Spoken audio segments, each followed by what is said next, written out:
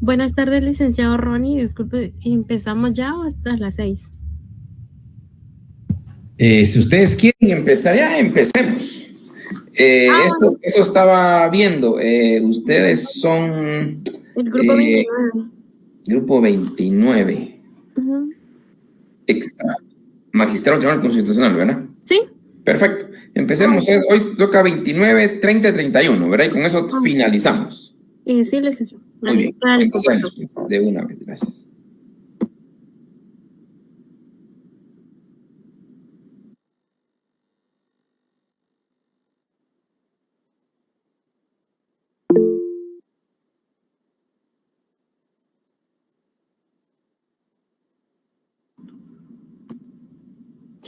Buenas tardes, licenciado y compañeros presentes. Nosotros somos el grupo número 29 y es de nuestro agrado de exponerles sobre el tema de la sentencia de los magistrados del Tribunal Constitucional versus Perú. Expositores Marvin López y su servidora Wendy Chu.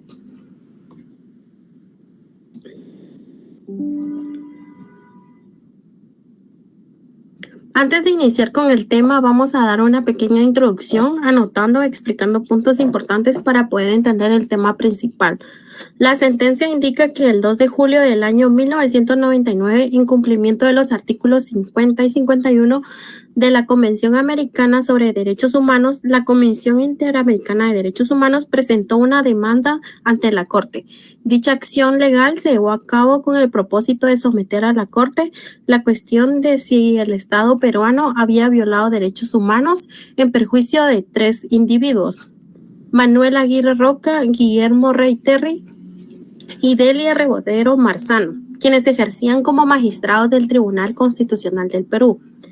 La demanda de la comisión alegaba que el Estado peruano había infringido los artículos 8.1 y 8.2, inciso B, C, D y F, que eran relativos a garantías judiciales. El 23.1, derechos políticos, y 25.1, protección judicial de la Convención Americana sobre Derechos Humanos. Asimismo, se hacía referencia a los artículos 1.1, obligación de respetar los derechos, y 2, el deber de adoptar disposiciones de derecho interno de la misma convención. Solicitaban que se revocaran las resoluciones de destitución emitidas el 28 de mayo de 1997. En los términos de reparación se incluía la indemnización por los beneficios salariales que los magistrados afectados no habían percibido desde su destitución hasta su efectiva reincorporación, así como una compensación por los daños y perjuicios morales sufridos. La comisión requería en su tiempo que el Estado peruano fuera condenado a asumir los costos y gastos razonables, incurridos tanto por las supuestas víctimas como por sus abogados durante el proceso en la jurisdicción peruana, así como los procedimientos ante la Comisión y la Corte Interamericana. Ahora les hablaré de los antecedentes sobre la sentencia. Tuvo inicio el 5 de abril de 1992, cuando el señor Alberto Fujimori, presidente de Perú, disolvió el Congreso y el Tribunal de Garantías Constitucionales, que destituyeran a varios jueces de la Corte Suprema de Justicia. Un año después, el 31 de octubre de 1993, se aprobó, mediante un referéndum, la nueva Constitución Política del Perú. En el artículo 112 dispone que el mandato presidencial es de 5 años. El presidente puede ser reelegido de inmediato para un periodo adicional, transcurrido otro periodo constitucional como mínimo. El expresidente puede volver a postular sujeto a las mismas condiciones. Seguidamente, en junio de 1996, se conformó el nuevo Tribunal Constitucional, a cargo de los magistrados Ricardo Núñez como presidente, Guillermo Rey Terry, Manuel Aguirre Roca, Luis Guillermo Díaz Valverde, Delia Rebodero Marzano de Moore, Francisco Javier Acosta Sánchez y José García Marcelo. Al mes de conformar al nuevo tribunal, El 23 de agosto de 1996 se promulgó la ley número 26.657 o Ley de Interpretación Auténtica del artículo 112 de la Constitución. Esta ley interpreta el mencionado artículo estableciendo que la reelección presidencial está referida y condicionada a los mandatos presidenciales iniciados con posterioridad a la fecha de promulgación del referido texto constitucional. La ley concluye entonces que en el cómputo no se tienen en cuenta retroactivamente los periodos presidenciales iniciados antes de la vigencia de la Constitución. En ese mismo tiempo, el Colegio de Abogados de Lima presentó una acción de inconstitucionalidad contra la ley número 26.657 ante el Tribunal Constitucional por la violación del artículo número 112 de la Constitución peruana. Luego, el 20 de noviembre de 1996, se conoció dicha causa en audiencia pública, con la presencia de los 7 magistrados del Tribunal Constitucional. El 27 de diciembre del mismo año discutieron y votaron la ponencia sobre la materia, con 5 votos a favor y 2 en contra. El fallo adaptado declaró la inaplicabilidad de la norma y no su inconstitucionalidad. El artículo 4 de la Ley Orgánica del Tribunal Constitucional establece que se requieren 6 votos conformes para resolver las demandas de inconstitucionalidad, mientras que para la declaratoria de inaplicabilidad de las leyes solo se requiere la mayoría simple de los votos emitidos. El proyecto fue elaborado por el magistrado Reyterry, que se convirtió en sentencia el 27 de diciembre de 1996. Fue sustraído por el magistrado García y fue entregado a la policía. El magistrado García adujo haber encontrado el proyecto sobre la mesa de reuniones en la carpeta que correspondía a Reyterry y alegó que dicho documento probaba una maquinación destinada a impedir la reelección presidencial. Luego se inició una campaña de presión contra los 5 magistrados que suscribieron el fallo en mención. Ellos indicaron que fueron intimidados y recibieron presiones, chantajes, ofertas de todo tipo, presentándose incluso imputaciones de contrabando contra la señora Delia y su esposo Jaime Moore Campoverde. Los magistrados Núñez y Díaz Valverde solicitaron el 2 de enero de 1997 una nueva votación. El 3 de enero del mismo año, durante la segunda votación, los solicitantes se abstuvieron de votar por haber adelantado opinión y retiraron sus firmas. Otros 2 magistrados, Acosta Sánchez y García Marcelo, se reservaron su opinión. Los otros 3 magistrados votaron como lo habían hecho anteriormente por la inaplicabilidad de la ley número 26.657. Los citados congresistas solicitaron en la nota mencionada que el Tribunal Constitucional declare fundada o infundada la demanda de inconstitucionalidad interpuesta contra la ley número 26.657 por el Colegio de Abogados de Lima y se pronuncia expresamente sobre su constitucionalidad o inconstitucionalidad y que la sentencia no contenga ninguna declaración de inaplicabilidad que constituiría una inminente amenaza contra derechos fundamentales y políticos consagrados en la Constitución, así como abuso de autoridad al asumir el tribunal facultades no previstas por su ley orgánica. El 17 de enero de 1997 la sentencia se publicó en el diario El Peruano, publicándose nuevamente al día siguiente por incorrecciones tipográficas. La fecha que aparece en la sentencia, sin embargo, es la del 3 de enero de 1997. La Comisión Permanente del Congreso acusó a los 3 magistrados, Manuel Aguirre, Guillermo Reyterry y Delia Reborredo, quienes durante el proceso de investigación no habrían tenido la oportunidad de conocer ni de desvirtuar los cargos que se le imputaban, ni la infracción constitucional alegada. Seguidamente, el 1 de agosto de 1997, los 3 magistrados ya mencionados interpusieron acciones de amparo contra las resoluciones de destitución. Dichas acciones fueron declaradas infundadas mediante decisiones que fueron publicadas en el diario El Peruano el 25 de septiembre de 1998.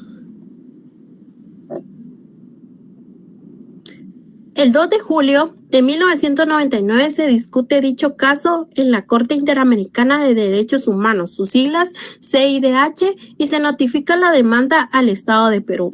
El 16 de julio de 1999, el embajador del Perú en Costa Rica compareció en la sede de la Corte para devolver la demanda y los anexos del presente caso.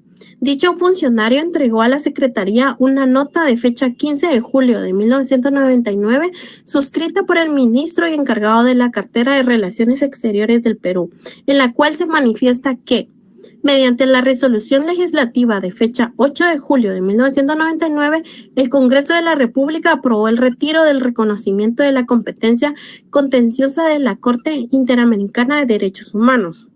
El 9 de julio de 1999, el Gobierno de la República del Perú procedió a depositar en la Secretaría General de la Organización de los Estados Americanos, en sus siglas OEA, el instrumento mediante el cual declara que, de acuerdo con la Convención Americana sobre Derechos Humanos, la República del Perú retira la declaración de reconocimiento de la cláusula facultativa de sometimiento a la competencia contenciosa de la Corte Interamericana de Derechos Humanos. Argumentos de la Comisión. Las disposiciones contenidas el tratado el cual el mismo Estado peruano firmó junto con la Corte Interamericana de Derechos Humanos. Este no puede renunciar ni desconocer a la Corte. Para que el Estado peruano pueda desconocer y renunciar al tratado, el Estado peruano tiene que renunciar a todo el tratado para que éste así se pueda desligar, dando una notificación de 1 año como mínimo.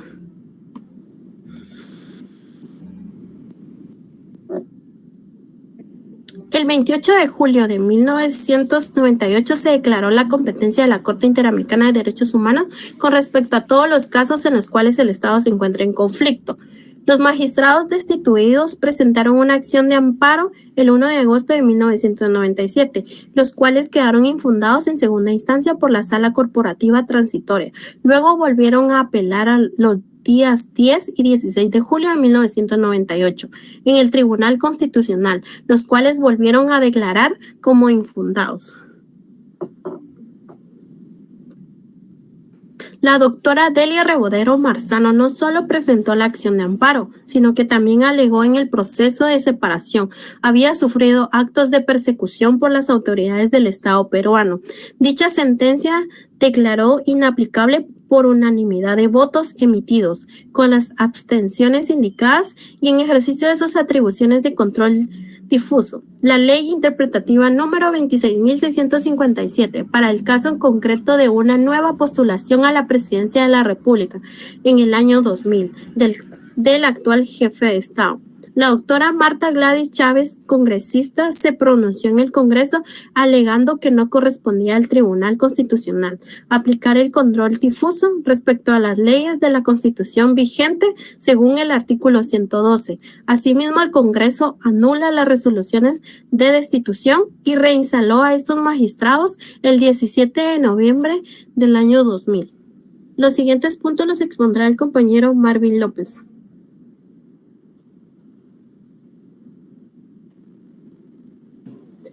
Muy buenas tardes, licenciado. Buenas tardes, compañeros. Continuamos con el tema sujeto a presentación esta tarde. Ahora, ya que la compañera explicó todo el proceso que se llevó a cabo en el tema de esta sentencia, vamos a hablar sobre el tema de los conceptos jurídicos que están inmersos en toda la sentencia como tal. En este caso, en todo el proceso de esta destitución, que es el objeto de la sentencia, se incurrió en violaciones a instrumentos de derechos humanos de carácter internacional que vinculan al Perú en este caso. También la falta de un debido proceso violó la Convención Americana, en particular en el artículo 8.2, sobre las garantías mínimas del inculpado. También en la comunicación previa de la acusación formulada, el derecho de ser oído con las debidas garantías y dentro de un plazo razonable por un juez o tribunal competente. La concesión de tiempo y medios adecuados para la preparación de su defensa y el derecho de interrogar a los testigos. También en este caso sujeto a discusión, se dieron una serie de vicios en el proceso de acusación constitucional de los magistrados del Tribunal Constitucional. Estos vicios impidieron el ejercicio de la defensa ante un órgano imparcial y dieron lugar a una consecuente violación del debido proceso, producto de lo cual se dio la destitución de los 3 magistrados mencionados en el presente caso. Entonces, para el tema de estos conceptos jurídicos que se tomaron en cuenta acá en esta sentencia, se encuentran los derechos políticos, que se referencia a los derechos políticos en varios artículos de la Convención Americana de Derechos Humanos, incluyendo el artículo 23, que se refiere al derecho de participar en el gobierno, y el artículo 24, que se relaciona con el derecho a la igualdad ante la ley. La igualdad de oportunidades, que se relaciona al principio de igualdad y no discriminación. Esto está relacionado al artículo 1, que establece la obligación de los estados de respetar y garantizar los derechos sin discriminación. Estándares internacionales de derechos humanos, en este caso, son los artículos pertinentes para los estándares de derechos humanos que pueden estar dispersos a lo largo de la Convención y otros documentos relacionados al tema de derechos humanos. La responsabilidad estatal también está relacionada con la obligación de los estados de garantizar los derechos humanos de conformidad con la Convención Americana. Los remedios y reparaciones, que en este caso se encuentran en el artículo 63, que es donde se indica y refiere el procedimiento de supervisión y seguimiento por parte de la Corte Interamericana de Derechos Humanos. El derecho a un juicio justo, este garantiza que todas las personas tienen derecho a un juicio imparcial y público en un plazo razonable. Esto se encuentra en el artículo 8 de la Convención Americana de Derechos Humanos. También el derecho a la libertad personal, esto se encuentra tipificado en el artículo 7 de la misma convención y protege este derecho y establece las condiciones bajo las cuales una persona puede ser privada de su libertad. También en el derecho a la integridad personal, en este caso se protege la integridad física y psicológica de las personas en el artículo 5 de la Comisión Americana de Derechos Humanos. También se tiene el artículo 13 de la misma convención, que donde garantiza la libertad de pensamiento y expresión, incluyendo la libertad de buscar y recibir y difundir información e ideas de cualquier tipo.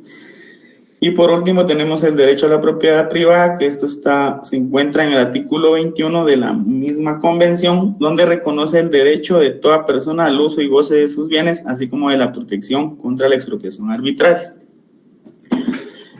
Teniendo claro los conceptos jurídicos que se encuentran inmersos en esta sentencia, vamos a seguir con las resoluciones que dio la Corte a través de la Corte Interamericana de Derechos Humanos a través de esta sentencia, donde se indican los principales artículos de la convención que fueron violados en todo este procedimiento de destitución de los 3 magistrados.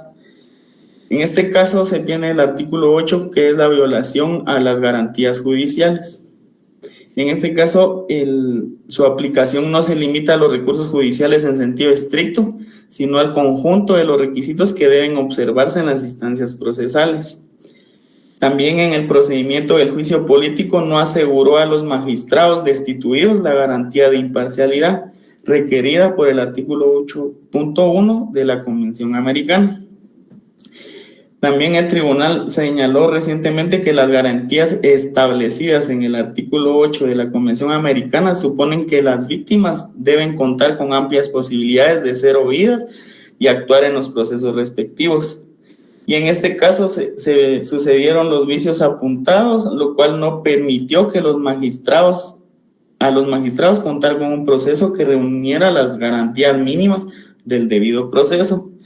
Con ello, en el caso en estudio, fue limitado en el derecho de las víctimas a ser oídas por el órgano que emitió la decisión y además se restringió su derecho de participar en el proceso. Entonces, es evidente también que en este procedimiento de juicio político, lo cual fueron sometidos los magistrados destituidos, no aseguró a estos las garantías del debido proceso legal y no se cumplió con el requisito de imparcialidad del juzgador. También sumado a esto, la Corte observó que en las circunstancias del caso concreto, el Poder Legislativo no reunió las condiciones necesarias de independencia e imparcialidad para realizar este juicio político. También se tiene la violación al artículo 25 que abarca el tema de la protección judicial. En este caso, no basta con que los recursos existan formalmente, sino que los mismos deben de tener efectividad. Es decir, debe brindarse a la persona la posibilidad real de interponer un recurso que sea sencillo y rápido en los términos del artículo 25 de la Convención. También se tiene el incumplimiento del artículo 1.1, que está en el tema de la obligación de respetar los derechos. En este caso, la Corte observa que de acuerdo a lo establecido en la sentencia, el Estado violó los artículos 8 y 25 de la Convención Americana en perjuicio de los señores Manuel Aguirre, Guillermo Rey y Delia Reboredo, por lo que puede concluirse que no se ha cumplido con su deber general de respetar los derechos y libertades reconocidas en aquella y de garantizar su libre y pleno ejercicio, como lo dispone el artículo 1.1 de la Convención Americana de los Derechos Humanos. También el Tribunal Constitucional quedó desarticulado e incapacitado para poder ejercer su jurisdicción sobre en cuanto se refiere al control de constitucionalidad, ya que el artículo 4 de la Ley Orgánica de dicho tribunal exige el voto conforme de los 6 de los 7 magistrados que lo integran para la declaratoria de la inconstitucionalidad de las leyes. En este caso, ya como parte también final de la sentencia, se declaró que el gobierno del Perú debe indemnizar a estas personas. En el caso del señor Manuel Aguirre, por un monto de $25,000, el señor Guillermo Rey Terry por el mismo monto, y también a la señora Delia Reboredo por el monto de $35,000. Esto es por concepto de costas y gastos.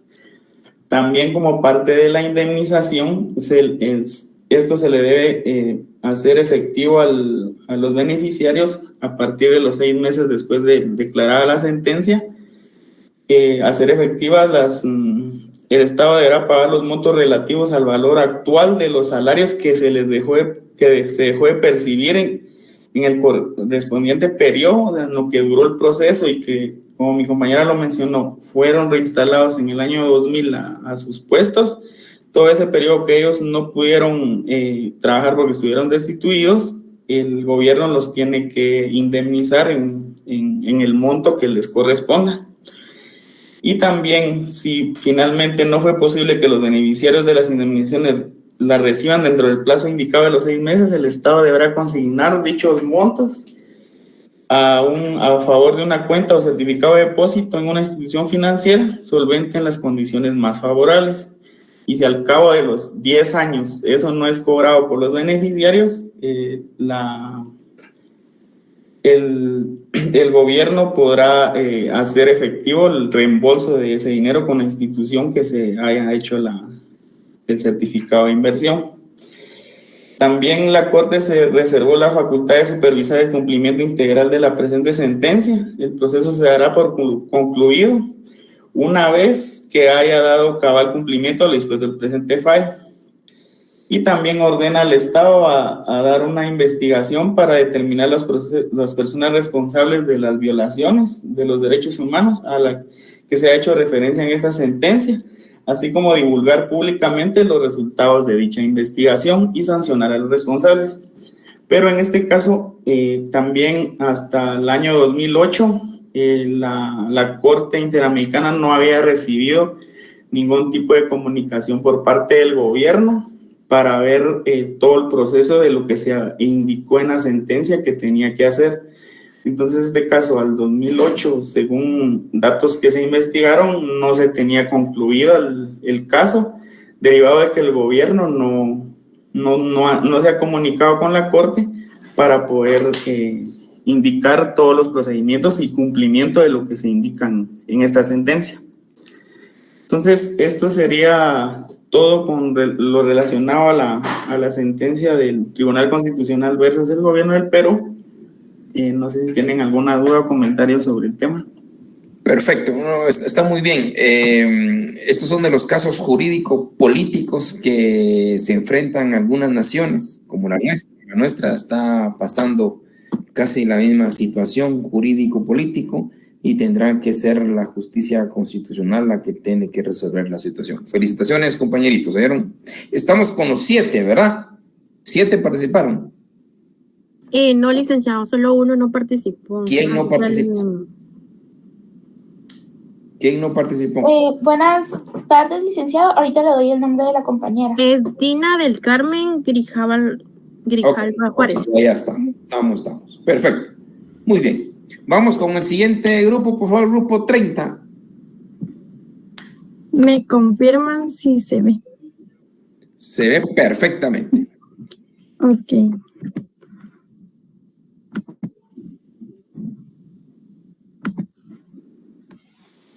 Voltaire decía, todos los hombres tienen iguales derechos a la libertad, a su prosperidad y a la protección de las leyes.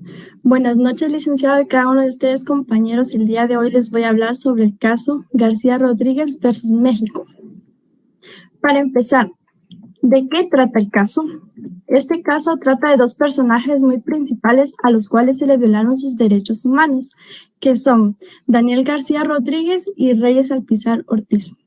El caso se relaciona con la responsabilidad internacional de México por las torturas, violaciones al debido proceso y a la libertad personal en contra de Daniel García Rodríguez y Reyes Alpizar Ortiz, quienes permanecieron detenidos en prisión preventiva por más de 17 años. En su informe de fondo, la comisión observó que las víctimas fueron detenidas sin que se les presentara una orden judicial expedida con anterioridad a su detención y sin cumplir con las condiciones establecidas en el Código de Procedimientos Penales.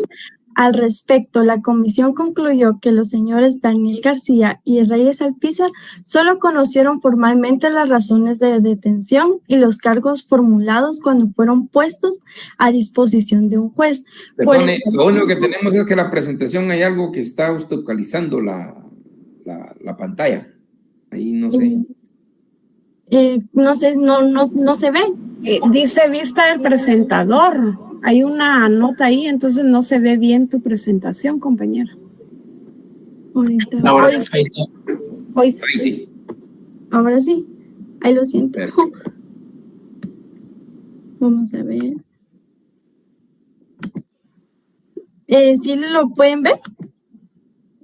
Muy bien. Sí, ahora sí. Ay, lo siento. Ok. En este presente caso, la comisión estableció que la aplicación de la figura del arraigo constituyó una medida de carácter punitivo y no cautelar, y por lo tanto una privación de libertad arbitraria y violatoria del principio de presunción de inocencia. Asimismo, concluyó que la prisión preventiva posterior al arraigo, la cual se extendió por 17 años, resultó arbitraria. Concluyó además que se violó el derecho de defensa, dado que, entre otros, las víctimas en el proceso penal no lograron presentar las pruebas de descargo ofrecidas como esenciales y el juez de la causa no tomó medidas para asegurar el envío de la información. Acá podemos ver también un cuadro con información muy importante, que es la fecha de ingreso, el 6 de mayo de 2021, el recibo de anexos del 27 de mayo de 2021, la notificación el 22 de septiembre de 2021, el recibo de escrito de solicitudes, argumentos y pruebas el 23 de noviembre de 2021, el recibo de los anexos el 10 de diciembre de 2021 y 17 de enero de 2022, la notificación del ESAP el 27 de enero de 2022 y la contestación del Estado el 18 de abril de 2022, el recibo de anexos el 18 de abril de 2022. Y así podemos seguir viendo los datos, incluso podemos analizar desde qué fecha, desde el 6 de mayo hasta cuál hubo una contestación hasta el 18 de abril de 2022, hubo un gran lapso de tiempo. Incluso la audiencia pública acaba de ser hace poco, a pesar de que este caso empezaron a violar las leyes desde hace años atrás. El caso abarca más de 2 décadas, desde el 2002 hasta el 2023, donde los demandantes enfrentaron violaciones de sus derechos humanos en detención, proceso penal y libertad. La Corte halló que México infringió múltiples artículos de la Convención Americana sobre Derechos Humanos y la Convención Interamericana para prevenir y sancionar la tortura. La sentencia analiza 2 figuras legales mexicanas, que son: número 1, el arraigo, que limita la libertad en investigaciones, y la prisión preventiva oficiosa, ambos contrarios a la Convención Americana a limitar derechos y justicia. Además, la sentencia señala que el arraigo no garantiza el control judicial adecuado y carece de la justificación en el sistema de justicia penal. Acá podemos ver una imagen de estas 2 personas de las cuales podemos enfatizar y no solo escuchar del caso, sino podemos ver quiénes fueron y a quiénes fueron a los que se les violaron sus derechos en este caso. Vamos a proceder con los conceptos jurídicos, en los cuales los conceptos jurídicos que vamos a abarcar que se dieron en este caso fueron la tortura, el acceso a la justicia, la impunidad, el derecho a la integridad personal, la presunción de inocencia, las medidas cautelares, el arraigo, la prisión preventiva y la sentencia, de los cuales vamos a ver un poquito algunos que destacaron y les voy a dar un breve resumen para que como abogados tengamos en mente para una futura situación. La tortura. En la tortura es un acto donde se inflija por medio del dolor hacia la persona para obtener una información. El derecho a la integridad personal. Todo ser humano tiene derecho a que se respete su integridad física, psíquica y moral. Y también vamos a ver el arraigo. El arraigo ya se había mencionado anteriores veces en el resumen del caso, pero no está de más recalcar qué es el arraigo. Es una medida cautelar que es una forma de detención hacia una persona. Y la prisión preventiva. La prisión preventiva es una medida privativa de libertad acordonada antes de una sentencia condenatoria. Y por último, la sentencia, que es la resolución final que dicta un juez. Y vamos a ver, ¿qué fue lo que la Corte resolvió? La Corte Interamericana de Derechos Humanos emitió una sentencia en la cual declaró la responsabilidad internacional del Estado de México por la violación de varios derechos en relación con el caso García Rodríguez y otro versus México.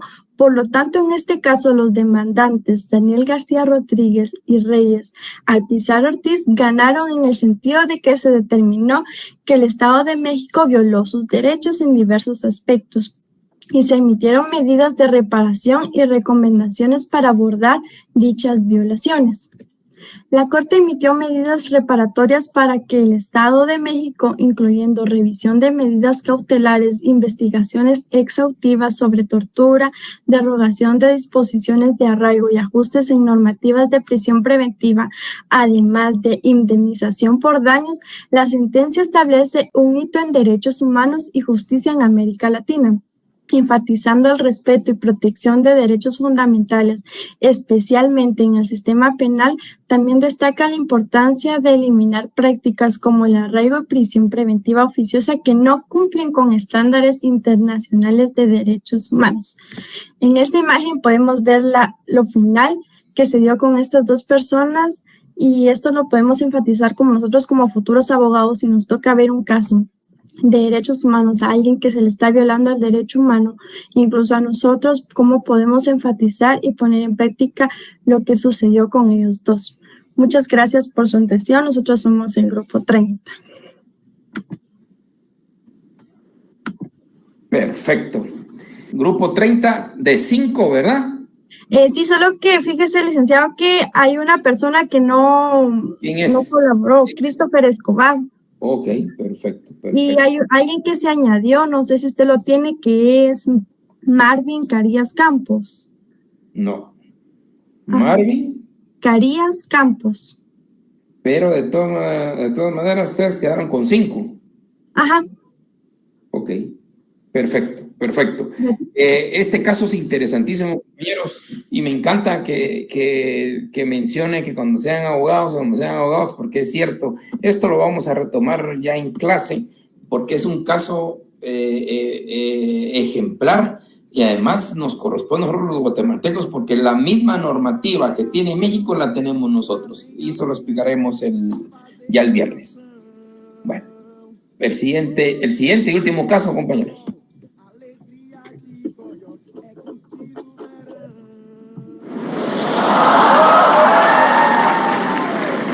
Buenas tardes, apreciados compañeros y distinguido licenciado. Nosotros, Grupo 31, exponemos sobre el caso Pueblo Indígena Chucurú, sus miembros versus Brasil. No sin antes hacer énfasis a una pequeña frase y cito: negar a la gente sus derechos humanos es desafiar su propia humanidad.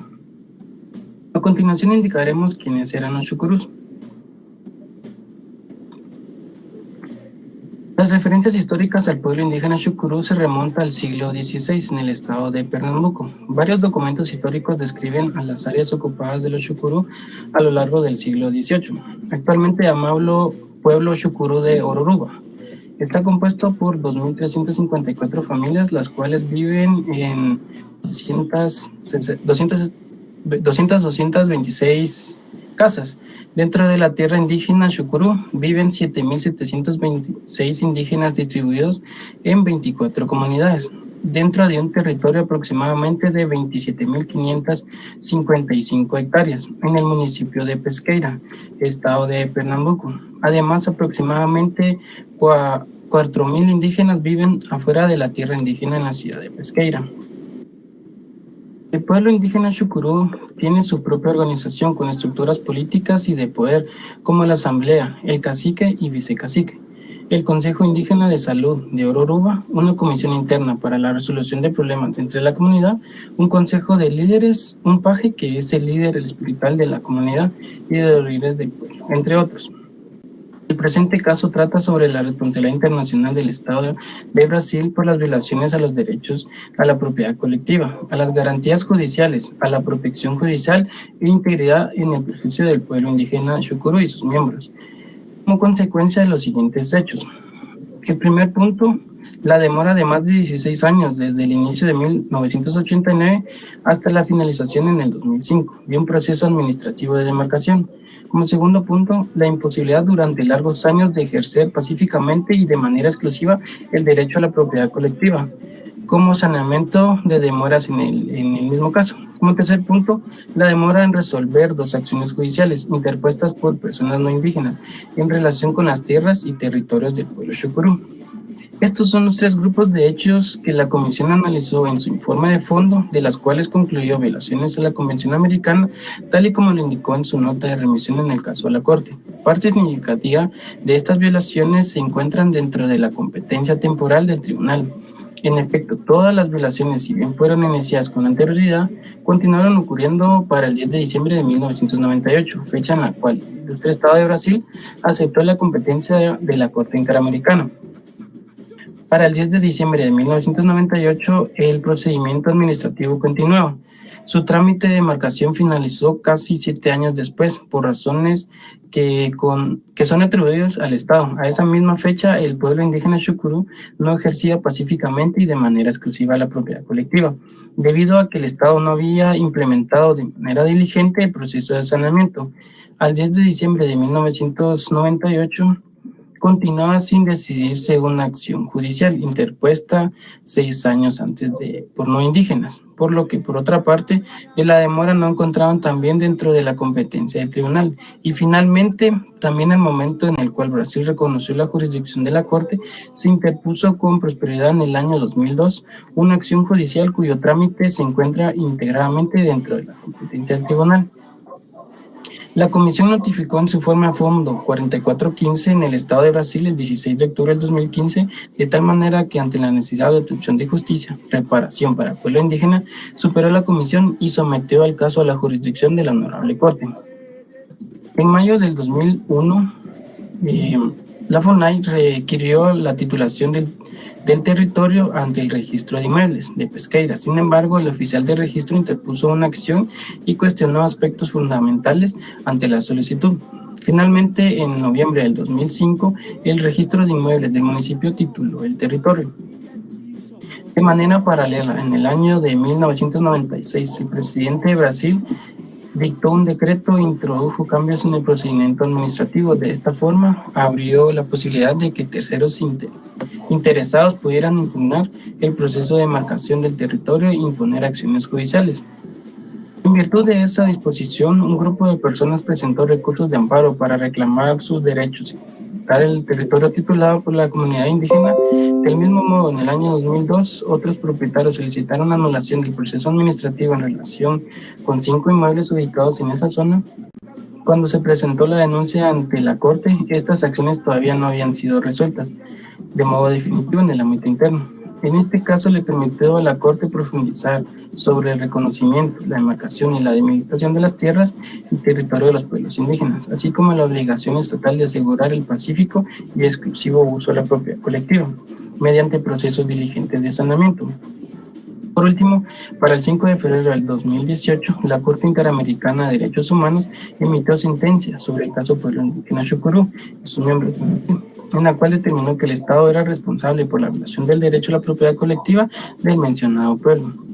Esto sería un pequeño resumen de los acontecimientos importantes del caso. Más adelante mi compañera indicaría qué resolvió la Corte y las medidas de reparación para la propiedad colectiva. Como siguiente punto, presentaremos los 10 conceptos jurídicos que fueron extraídos con el base del caso del pueblo indígena Xucurú, que se fundamentan en la Convención Americana de Derechos Humanos. Como primer punto tenemos derecho a la propiedad privada. Es el derecho que tiene toda persona de usar, gozar, disfrutar y disponer de sus bienes de acuerdo a la ley. Como segundo, sería derecho a la integridad personal. Toda persona tiene derecho a que se respete su integridad física, psíquica y moral.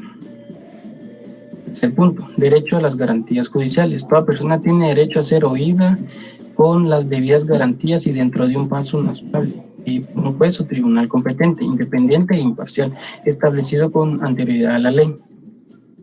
Cuarto, protección judicial. Toda persona tiene derecho a un recurso sencillo, rápido o a cualquier otro recurso efectivo ante los jueces o tribunales competentes que le ampare contra actos que violen sus derechos fundamentales reconocidos. 5. Obligación de respetar los derechos. Respetar los derechos y libertades reconocidas o garantizar su libre y pleno ejercicio a toda persona que esté sujeta a su jurisdicción sin discriminación por motivos de raza, color, sexo, idioma o religión, opiniones políticas o de otro cualquier índole, idioma nacional o social, posición económica, nacimiento o cualquier otra condición social. 6. Derecho a la propiedad colectiva. La propiedad colectiva es un derecho de los pueblos indígenas y tribunales. La dimensión colectiva deriva de la conexión de las comunidades mantienen con las tierras y los recursos naturales, cuya ocupación y uso tradicional ha sido determinado por su propio derecho consuetudinario. Representante es quien encarga de celebrar y ejecutar los actos y contratos necesarios para desarrollar todas las actividades propias a la sociedad a la que representan. 8. Constitución. Una constitución es la norma fundamental de carácter estructural que permite organizar a un Estado, siendo la guía que orienta su gobernación. 9. Derecho a la vida. Toda persona tiene derecho a que se respete su vida. Este derecho está protegido por la ley y en general, a partir del momento de la concepción, nadie puede ser privado de la vida arbitrariamente. 10. Deber de adoptar disposiciones de derecho interno. En el ejercicio de los derechos y libertades mencionados en el artículo 1 no estuviera ya garantizado por disposiciones legislativas o de otro carácter, los estados se comprometen a adoptar con arreglo a sus procedimientos constitucionales y a las disposiciones de esta convención las medidas legislativas o de otro carácter que fueran necesarias para hacer efectivos tales derechos. Muchas gracias, le cedo la palabra a mi compañera. Muchas gracias, compañero. Como siguiente punto tenemos ¿qué es lo que la Corte resolvió?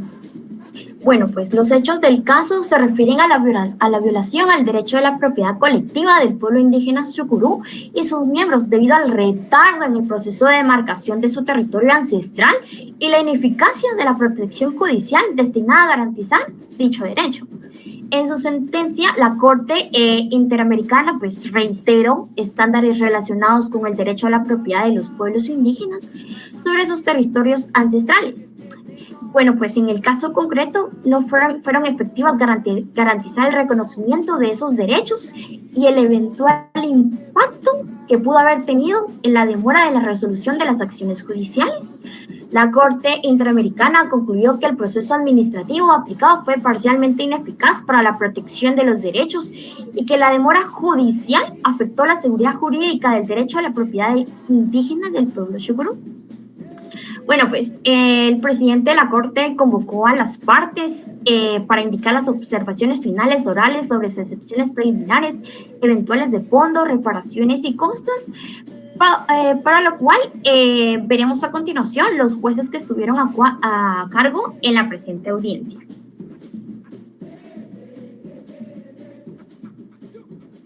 Mi nombre es Eduardo Ferrer MacGregor, pues el presidente de la Corte Interamericana de los Derechos Humanos, junto con Eduardo Biograssi, Elizabeth Odio Benito, Eugenio Raúl Zaffaroni, Humberto Sierra Porto, Patricio Pazmiño Freire y Pablo Saavedra Alessandri, secretario.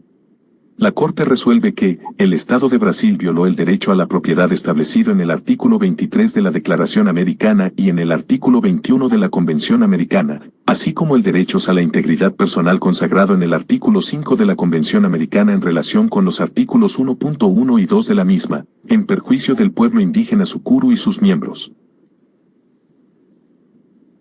Cabe resaltar que el juez Eduardo Ferrer, él no era el presidente en ejercicio en ese periodo, toda vez que el juez que se encontraba en ejercicio era el juez Roberto Galas, pero por ser de nacionalidad brasileña, él no podía estar presente en este caso, esto para no influir en el caso, ¿verdad?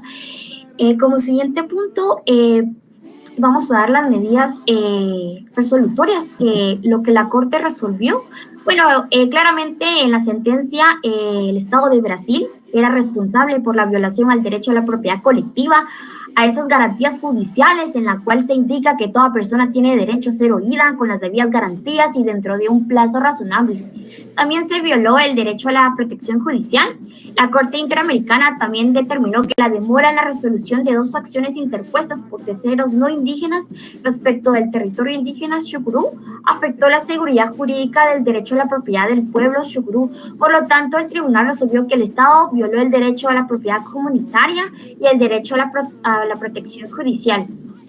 En el Estado también resolvió que el Estado no era responsable de la violación del deber de adoptar disposiciones del derecho interno previsto en el artículo 2 de la Convención Interamericana de los Derechos Humanos. Como siguiente punto tenemos las medidas de reparación, esas medidas de reparación que está regulado en el artículo 63.1 de la Convención Interamericana de los Derechos Humanos, ¿verdad? En el cual indicaba las siguientes reparaciones que la Corte estableció. Una de las principales era garantizar de manera inmediata y efectiva el derecho de propiedad colectiva del pueblo indígena Xukuru sobre su territorio, de modo que no se sufra ninguna intrusión, interferencia o afectación por parte de terceros o agentes del Estado que puedan menoscabar la existencia, el valor, el uso, el goce de su territorio. Cabe resaltar que cuando se llevó a cabo la audiencia pública, se les preguntó a los representantes, en este caso del pueblo Xukuru, que si estos ocupantes iban los hijos, las familias, iban a las mismas escuelas, tenían acceso a la salud, por lo cual él respondió que ellos tenían el mismo derecho de igualdad como tal de asistir a las mismas instituciones. Ellos se encontraban de una manera pacíficamente en el territorio, pero debido al marco temporal que el Estado de Brasil indicó, claramente se estaba sufriendo un derecho a la violación a esta propiedad colectiva. Como siguiente punto de reparación, tenemos que el Estado estaba obligado a concluir el proceso de saneamiento del territorio indígena Xukuru con extrema diligencia, realizar los pagos de indemnizaciones por mejoras de buena fe. Y aquí tenemos que la Corte fijó $1 millón de los Estados Unidos en América. Dicho fondo serviría para beneficio del mismo territorio, para el beneficio que ellos consideraran que podría ser utilizado.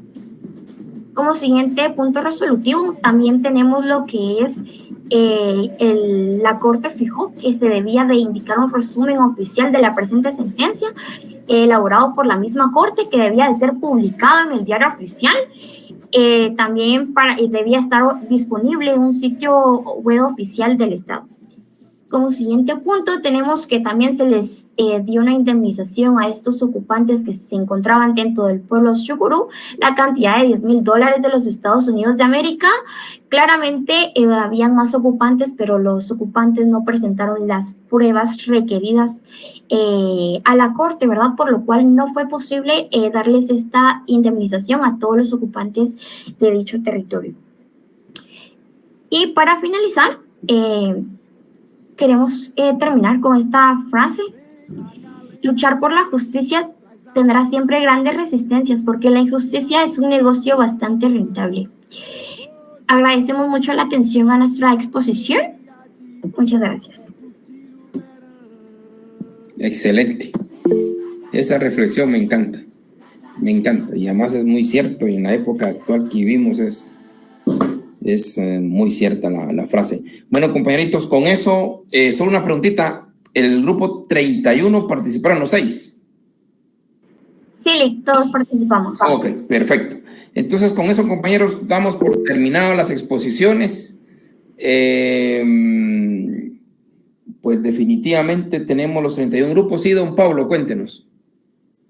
¿Qué tal? Buenas noches, licenciado, mucho gusto. Fíjese que yo soy el encargado del grupo 28 y hay un compañero que no se le asignó la nota en el cuadro preliminar que se subió a plataforma. Es Moisés Culajay. Muy bien. Y así trabajó, entonces. Lo tomaré en cuenta. No se preocupe. Ok, muchas gracias, licenciado. Feliz noche. Muy bien, gracias.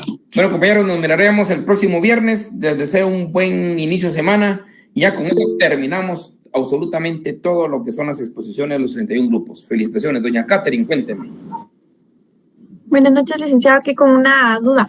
Y como ya subieron las notas, y me imagino que como los que no habíamos expuesto... Sí, por supuesto. Ok. Por supuesto. Gracias. Bueno, hasta luego, compañeros, se cuidan.